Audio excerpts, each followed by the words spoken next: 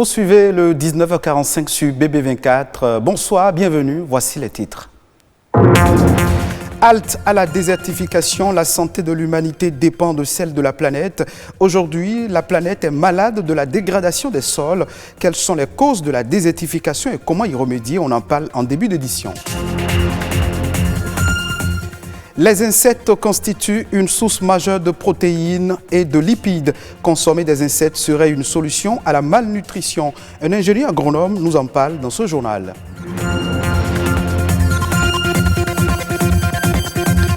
C'est la tendance du moment, le port de la perruque, une coiffure de faux cheveux que les femmes portent sur la tête pour des raisons liées à la mode ou pour des considérations esthétiques. Reportage sur les perruques à suivre.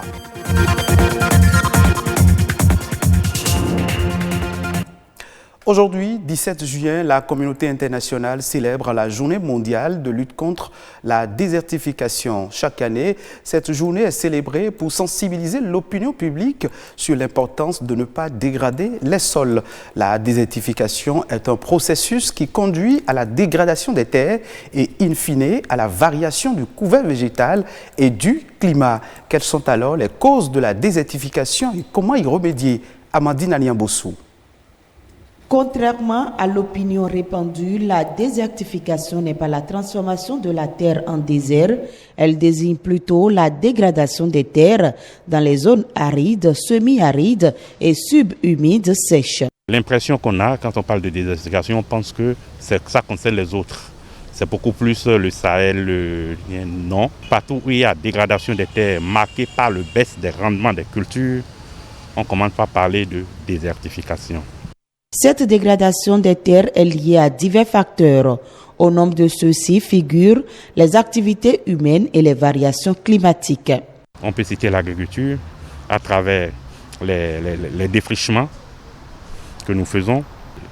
Il y a le levage, la surexploitation des pâturages qui sont des facteurs de désertification, les feux de végétation, l'exploitation forestière, toutes les actions mal conduites de gestion de ressources naturelles conduit indéniablement à la désertification. Le Bénin n'est pas épargné par le phénomène. Selon une étude que le laboratoire des sols et des eaux de l'INRAB nous a fait en 2016, nous avons plus de 90% de terres qui ont une faible fertilité bas à très bas dans la Liborie, dans le Borgo. Maintenant, dans le Zou aussi, nous sommes à plus de 90%. Et c'est un peu dans la région des collines que la situation est moindre. Mais là, nous avons les sols qui ont de très basses fertilités, qui sont à 60%. Selon les scientifiques, la désertification prend une ampleur croissante et est jugée assez inquiétante. Quand le sol a une fertilité basse, automatiquement le rendement de la culture, malgré les investissements, est bas. Nous allons aggraver la pauvreté, nous allons aggraver la situation alimentaire et nutritionnelle de la population agricole et on va se retrouver en insécurité. Et pourtant, ce phénomène n'a rien d'irréversible. Des solutions existent. On doit utiliser les intrants chimiques, mais à un niveau minimum. Et restituer au sol les résidus de la production. C'est ça qui va permettre au sol d'avoir de la matière organique et l'ajout des intrants chimiques vont maintenant exploser le rendement. Ce qu'on doit retourner, c'est essentiellement la matière organique, fondamentalement la matière organique, parce que c'est la base de la production au niveau des terres. Aliments, fourrages, fibres, c'est le thème de l'édition 2020 de la Journée mondiale de lutte contre la désertification. Un appel à un changement de comportement vis-à-vis des principaux facteurs de désertification et de dégradation des terres. Un autre élément dans ce journal, la problématique d'insécurité alimentaire devient de plus en plus préoccupante dans le monde entier. Au nombre des solutions trouvées par les chercheurs pour y pallier, il y a l'utilisation des insectes comestibles. Les Nations Unies pour l'alimentation répertorient plus de 1900 espèces déjà consommées par les humains dans 88 pays en Afrique, en Asie et en Amérique. Les chercheurs sont unanimes, les insectes sont de réelles sources de protéines. Guy Messan est un ingénieur agronome. Les corflés, ce sont des termites ailés. l'homme a besoin de 8 acides aminés pour pouvoir vivre parce qu'il a un seul estomac, on l'appelle monogastrique. Et ceux-là ont tous ces acides aminés et 4 autres. Dans la foulée, vous avez la leucine, l'isoleucine, le tryptophane, la phénylalanine, l'ananine, la sérine, la méthionine, la cystéine et j'en passe. Et tout cela, en toute sincérité, c'est directement utilisé par l'organisme. Nous avons encore un autre insecte, les coléoptères, les larves translucides qu'on appelle en fongbé atran et c'est blanchâtres. Souvent, vous les trouvez dans les bois morts, surtout les troncs de palmier. Quand je les ramasse, j'ai fini de les laver et je mets ça sur une plaquette chauffante, d'accord? Et ça fond. Et l'huile là, je les mets dans les bois translucides et j'ajoute bien entendu des feuilles de citronnelle. Quand ça durcit, c'est du beurre nacré. Ça n'a rien à voir avec vos beurres vendus dans le commerce. Les asticots, les larves de mouche, et en fongbé, on dit oui. Ceux-là, vous les donnez à nos poulets, d'accord? Si avant, ça pondait que 8 œufs, c'est multiplié par 2, ça va te pondre 16 œufs, d'accord? Mais une fois que elles ont pondu dans une denrée périssable, cette fois-ci, ça devient de la matière organique pour le sol. Vous allez fertiliser le sol avec. Ou bien vous allez utiliser ça pour aller encore faire de la pêche. Par exemple, nos pêches de blolo, tchan, fin, tu vois, non, aboli, tumvi, tout cela, les retrous. Mode à présent, le port de la perruque est la tendance du moment. Longue ou courte, bon nombre de femmes en portent, mais toutes ne l'apprécient pas. Chez les professionnels de la coiffure, confectionner une perruque n'est pas toujours une bonne affaire. Nadège Omoladessani et René Arossi se sont intéressés au sujet. Voici leur reportage.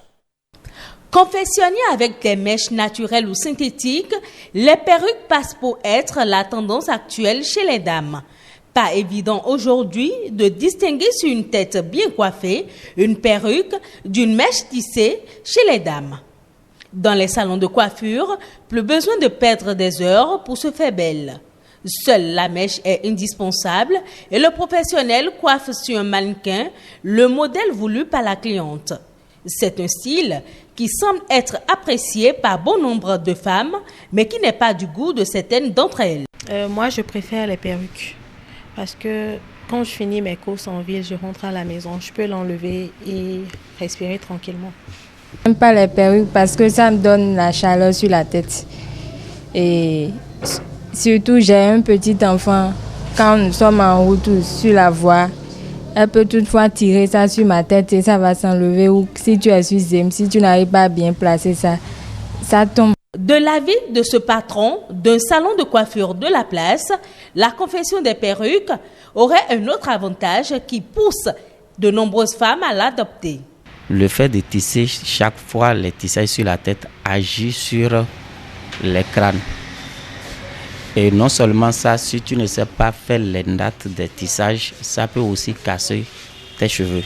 Avec la perruque, les femmes changent de tête autant qu'elles le désirent. Un style le matin et un autre le soir devient un jeu. Un changement qui n'est pas toujours bien vu par les hommes.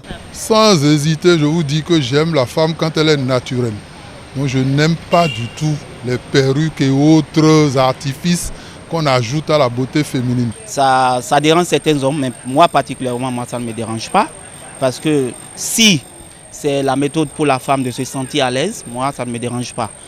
Si la perruque permet à celles qui l'adoptent et aux professionnels de la coiffure de gagner en temps, le point de vue diverge quant à ce qui concerne leurs intérêts.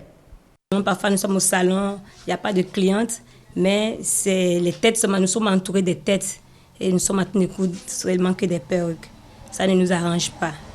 Donc on préfère que les dames viennent se coiffer directement, ça paye bien. Quand c'est confectionné en perruque, ça nous avantage. Pourquoi? Parce que le prix est élevé. D'accord. Là où ça ne nous avantage pas, une fois que la perruque est déjà confectionnée, pour le revoir, ça fait au moins 3, 4, même 5 mois. En effet, l'origine des perruques remonte à des milliers d'années. Encore appelées postiches, ou faux toupet, les perruques sont aussi appréciées par certaines personnes pour cacher leur calvitie. Elle est aussi fréquemment utilisée par certains hommes pour se faire passer pour des femmes. Les faits marquants de l'actualité nationale en bref et en images. La Nation en bref, c'est une compilation réalisée par Ulvaeus Balogun.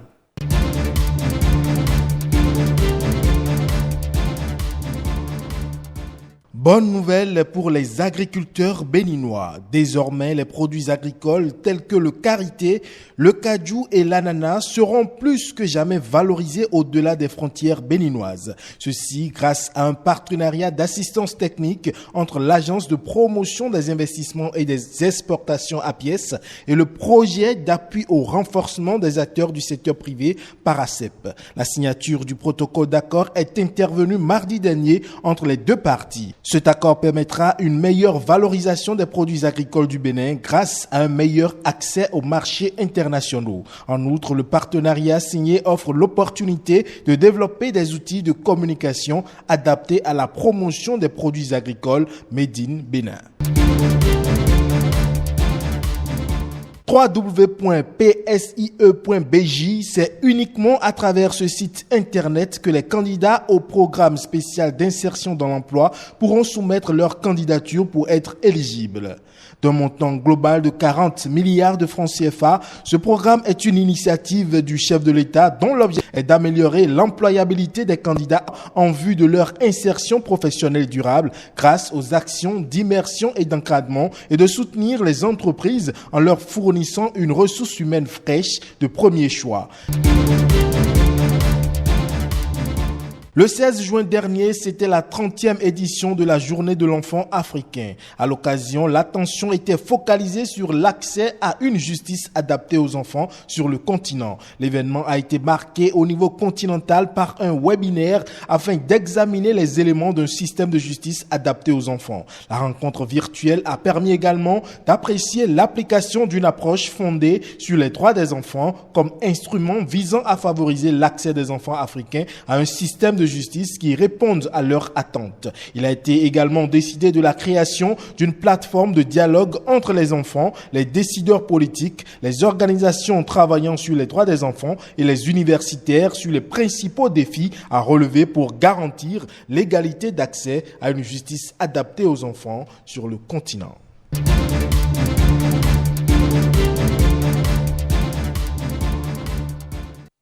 Nous sommes à présent au Sénégal. Dans le contexte de la crise sanitaire du coronavirus, le secteur de la pêche s'est vu extrêmement impacté. Les exportations, notamment de poissons, sont en baisse. Si cette situation profite aux revendeurs du quai de pêche du Rufisque, ce n'est pas le cas chez les marailleurs. Ces derniers ont vu le chiffre d'affaires diminuer. Les précisions. 11 heures au quai de pêche de Rufisque. À cette heure de la journée, les pêcheurs procèdent au débarquement. De l'autre côté du quai, les marailleurs. Babacar Samb en fait partie. L'homme exerce cette activité depuis des années. Spécialiste de la vente des poissons nobles, il ne peut plus écouler son produit dans les usines. Je vendais mon produit dans les usines. Mais depuis l'apparition du coronavirus, nous avons des difficultés à écouler nos poissons. Désormais, l'écoulement de ce produit se fait sur le marché local. Avec un prix moins cher, les marailleurs voient aujourd'hui leur chiffre d'affaires diminuer considérablement. Le prix du poisson a chuté parce que le poisson, les dollars qui coûtaient 4 500 ou 3 500 coûtent maintenant 2 000 francs, 2 500. Hein? Donc le poisson, la vente, c'est la vente locale. Ça rend la population, donc il n'y a plus d'exploitation, donc les gens sont contents de ça. Cette situation fait l'affaire des revendeurs. À cause de la pandémie, nous achetons ces poissons dits nobles à moindre coût. Ces espèces de poissons étaient trop chères pour nous. Ces espèces de poissons jadis chères sont aujourd'hui accessibles à tous les ménages.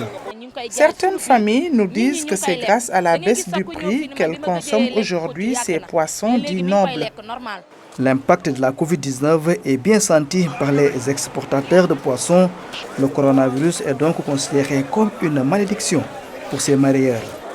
Ce sera tout pour cette session d'information. Merci de votre fidélité.